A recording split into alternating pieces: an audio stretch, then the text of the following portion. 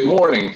Welcome to another episode of Curious Investors. Today, I'm going to take a little more philosophical approach to our discussion and less practical, but maybe bear with me this week. I know it may not be the nuts and bolts that you're used to discussing, but maybe it'll be something that's useful for you as we get into the dialogue. So again, hang with me today. I'll make it short, painless, and cut to the chase, and we'll have a good time. So before I jump into all the activities, let me share my screen and give you the necessary disclaimers. And be careful out there. Life is dangerous, but it's adventurous as well. So here we go. The curious investors, for your safety, these are the disclaimers. If you wish to remain unidentified from recording, please remove your name and face from the screen view. This broadcast is strictly our opinions. These are our opinions. Everybody has different opinions. These are our unique opinions. And when I say our, that's probably me instead of my peers. Stock investing includes risk, including fluctuating prices and loss of principal. Dividend payments are not guaranteed and may be reduced or eliminated at any time by the company. Following information is not a recommendation in relation to any named securities. Any references to specific securities are for illustrating purposes only. Content provided at this event is for general information only and not intended to provide specific advice or recommendations to any individual, including you. All indices are unmanaged and may not be invested directly. Any economic forecast set forth during this event may not develop as predicted. Just like the weather reporter, when they tell you it's going to snow 6 to 8 inches or it's going to be sunny all day, not guaranteed. These thoughts and opinions are those of Kimball Financial and do not represent those of LPL Financial, which is a mighty fine organization. Is that true or is that an opinion? Any tax references or illustrations, seek advice from a tax professional before acting on any ideas discussed. Securities offered through LPL Financial, member FINRA and Civic. Investment advice through Kimball Financial, a registered investment advisor and a separate entity from LPL Financial. How's that? Got all those disclaimers and those warnings out there. I could go on. There's plenty of warnings out there, and my encouragement to you is to live an adventurous life. That if you avoid all risk, you're going to avoid all life, because life is a risky thing. So hope your week went well. Hope you are really enjoying this week and this weekend and enjoying your family, because that's a big deal. I was having a discussion with a coworker this week, and we were talking about different financial sayings that people have and how they roll off of people's tongues, but they really don't necessarily mean something of any pertinence, if that makes sense. And so I was going to go through some of those ideas and throw those out there to you. There's an old saying, if you Google it, and it ends the saying, it says, if you do these things, then you will make your way prosperous, and then you will have success. Then you will make your way prosperous, and then you will make your way prosperous. Let me say it again now. If you do these things, then you will make your way prosperous, and then you will have success. So what is success anyway? Because that saying is ancient. And so you have to define what success is. I can't tell you what success is. My definition has evolved through my lifetime. And when I was a 20-year-old, I thought success was millions of dollars. And I've been exposed to millions of dollars, and I've seen people with those, and I realized there's no success in having more money. And so Webster defines success as a favorable or a desired outcome. Think about that. If you were Stephen Covey sold time management tools for years, and he had a book gave 7 rules for successful living, I think. And the number 1 rule is start with the end in mind. And a number of years ago, a friend of mine asked me if I'd written my obituary, and I thought about what he was asking me, and really an obituary is your survivor's efforts to define how successful you are. Does that make sense? That's your survivor's efforts. And so my friend was saying, why don't you write your own obituary so that people will know what you defined success to be? And so that I did that. I did that probably 6, 7 years ago and wrote my own obituary defining my own success. Well, if you're 20 years old and you write your obituary, you're kind of writing an outline for how you want life to go. And you're writing what you think is important. And if you're 20 and writing that, I would suggest that you revise it every decade, because you'll probably find that success evolves once you've tasted different levels of what other people define success. What other people define success to be may not be your cup of tea. And I can give you many examples. There's an old saying, not to desire the king's luxuries, because it's a dangerous thing. And what you'll find, I think, is people that have luxuries aren't generally the most hospitable people. There are some people that have luxuries, but a lot of people with luxuries are looking for the next deal, the next person to help them get that deal, and their heart generally isn't with you. But if you find somebody that has those luxuries and they're generous and kind, you've really found a true cool person out there. So success is a favorable or desired outcome according to the Webster people. And another definition I've found of success is to live wisely. And that's probably more along the lines of where I am with what success is. If I can have a wise day today where I'm not doing foolish things, that was a pretty successful day. Then if I can string together 365 relatively wise days, I've set up an entire year that I live relatively wisely. And that's a big deal.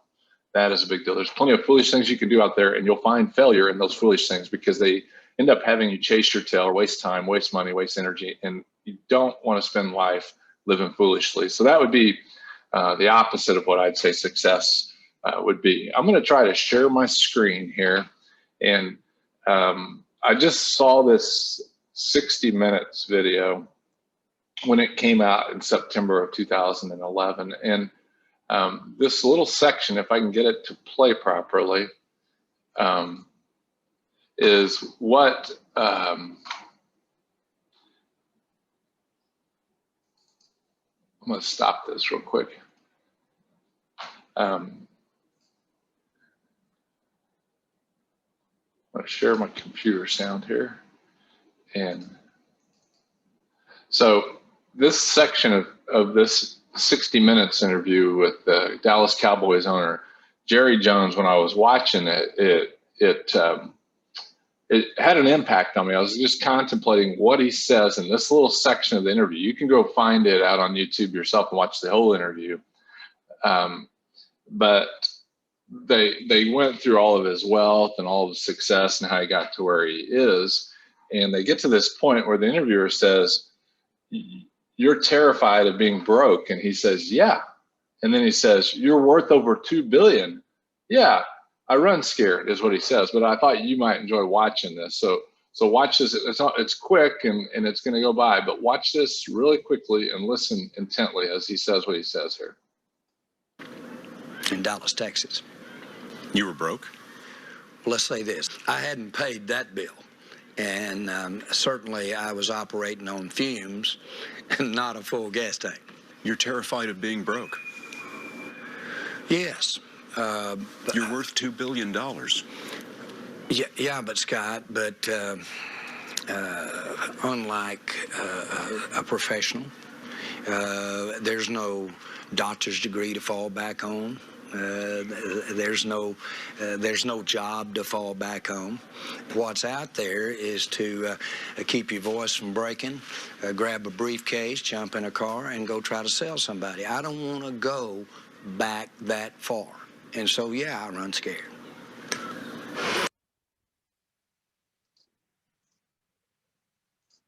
What do you think about that? A billionaire runs scared, and when that show was taped, he was 68 years old. So we've been talking about ways to manage your resources and think through life and try to be better at investing. And yet the end game is more important than the accumulation process. Like, what is success to you? How do you get there? And many years ago, the mission statement for our business was to help families achieve and maintain financial independence. That was our mission statement. But as time went by and I watched that process and I thought through that process, I realized that is a lie. You cannot help somebody maintain and achieve financial independence, because Jerry Jones there had $2 billion and he didn't feel as though he was independent. He felt like he ran scared. And so financial independence is a farce. And the reason it is you're always dependent on others.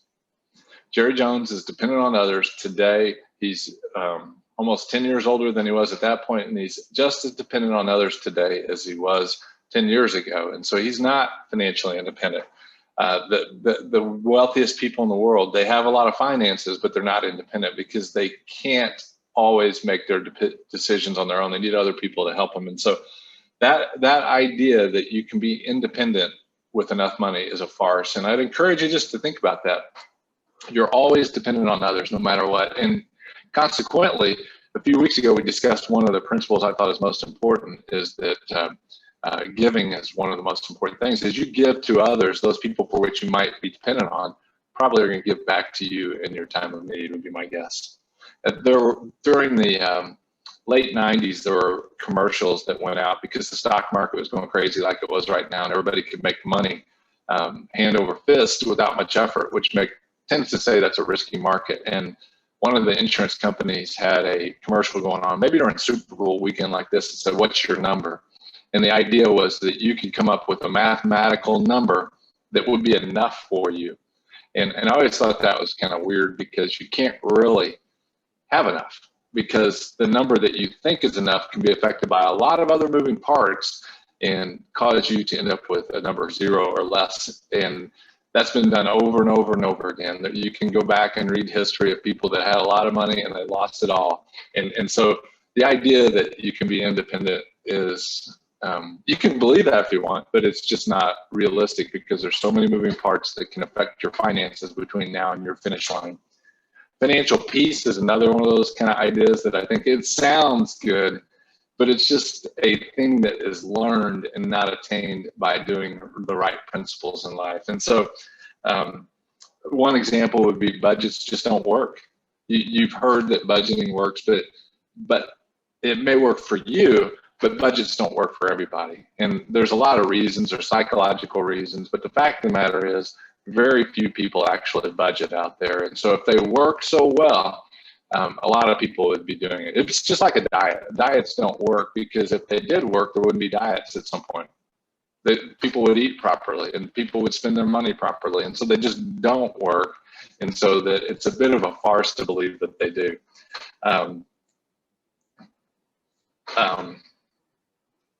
I think as you go about life, if you can ask questions to people that are in front of you, and when I say in front of you, maybe they're down the road a little further. Maybe they've attained more success in the financial realm than you thought you would ever do. But I bet if you built a friendship with them and asked them some questions, they'd be able to offer you some insight, some wisdom, and some help in your journey.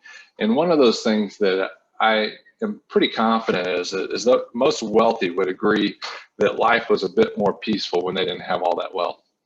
And the famous rapper Notorious B.I.G. said, "Mo money, mo problems." And that's what happens. Jerry Jones, he can't have peace because he has so much money, he has so many moving parts, that there's always something out there that could trip him up and cost him money. And the more money you have, the more people are shooting after getting your money. So there's just not financial peace at a constant level. You can have it today or tomorrow, but those sort of things are moving and they're more of a perception than a reality. Another one's financial security. That's kind of a paradox, and I thought that's a big word for some of us, and so that means a self-contradicting statement. Financial and security is kind of strange because the idea of secure, according to Webster, means free from risk. So how could you have financial security in a volatile, dynamic, changing world? The idea is you believe the myth that if I just have more money, I'll be at more peace. And so most people's definition of financial security isn't a number like that commercial a few years ago. It's the ability of always growing my wealth. So even into my dying day, I'm growing my wealth. Well, that's not a peaceful and a secure way to go about life. And so think about it this way. Think about the three major places where you can put money relatively liquidly in investments through an advisor. So you have stocks, you have bonds, and you have money markets. Those are the three most liquid places out there. There's some other investments you could do, but they're going to be in one of those areas. Well, stocks clearly go up and down, up and down, up and down. And no matter how you buy those, they go up and down, up and down, up and down. So is that free from risk? No, stocks are not free from risk. So then you have bonds. Bonds move up and down, up and down, up and down. They tend, not always, but they tend to move opposite of what direction interest rates are. So today we're close to 0% interest rates. Might it be possible that they have a long-term trending downward? Maybe, I don't know. That's risk because we don't know what the future is. So there's no security in bonds. Then you have cash, which is money markets, savings accounts, and things like that. Those seem to be safe. They seem to be secure. However, the thing that eats away at money markets, savings accounts, things like that is inflation. The Federal Reserve has printed 27% more money over the last 12 months than they had before that. That's generally a sign of inflation.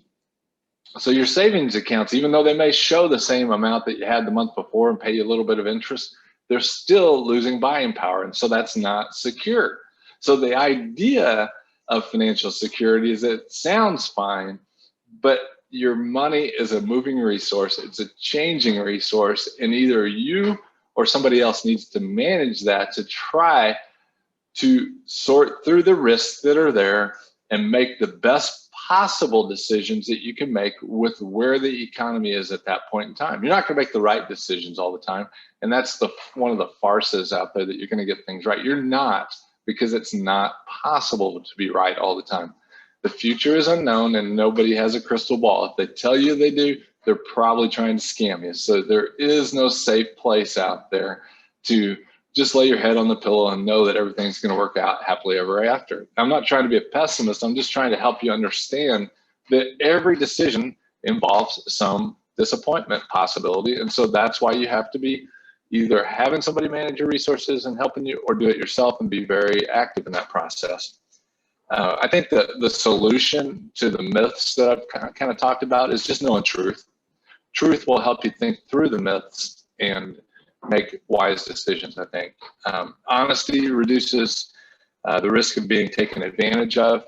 If you know some truth about how things work and you're honest about them, you're less likely to get taken advantage of by somebody who's trying to present an idea that's not really true. And the lower interest rates go, the higher risk it is for people to get taken advantage of by people who work between fear and greed, and the emotions try to scare people to do something or try to get them greedy to do something else. And that's where the markets are out there. It's a place that's just dynamic. It's moving every day. The value of things shifts every day, and so you have to think through, what is it that's important to you? Because the ideas that are out there presented in general aren't going to always provide you the solution for you. And I would say for you, the solutions that are right for you is to consider the idea of contentment. What is contentment for you? There's an old saying, make it your ambition to lead a quiet, simple life and work with your hands. You know, a quiet, simple life is undervalued in our culture. That's hanging out with your family, enjoying your kids, enjoying your parents, enjoying grandkids, enjoying your grandparents, enjoying just quiet times. Most of those things are free in life, and most people miss out on enjoying those because they're too busy spending money trying to entertain themselves with things that don't really have the lasting influence as time with friends and family. But contentment is a learned idea. When you're young and ambitious, that's when you have the zeal to conquer the universe. And I say, go for it. Take those risks. Take those expectations. Run with them. Do what you've got in your soul. But know those things aren't going to bring fulfillment in the end. They're just going to bring a journey for you, and that journey is worthy of your pursuit. It's worthy of your enthusiasm. But realize contentment is the other side of that scale, so that if you can live a life that has adventure and have some contentment in there, it will help prevent you from running off the rails of life, where you climb the ladder of what people say success and you get to the very top and you find out that your ladder was on the wrong building. I think if you define what's important to you as, say, looking back on an obituary today, and make sure you capitalize on those really important ideas, as well as those pursuits of things that might include wealth, I think you're going to live a very fun, adventuresome life and have a lot of fun. And call me anytime if you've got questions. And again, remain curious, and I'll see you guys next week.